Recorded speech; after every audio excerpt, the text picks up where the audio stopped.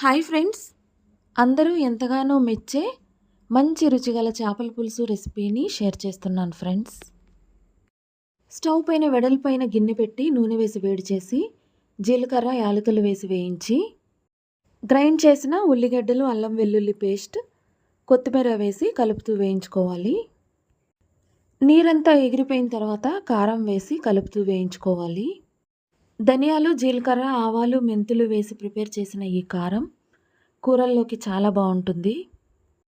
Tomato గుజ్జు వేసి ఉడికించిన తర్వాత చింతపండు రసం సరిపడా నీళ్లు ఉప్పు వేసి ఉడికించాలి.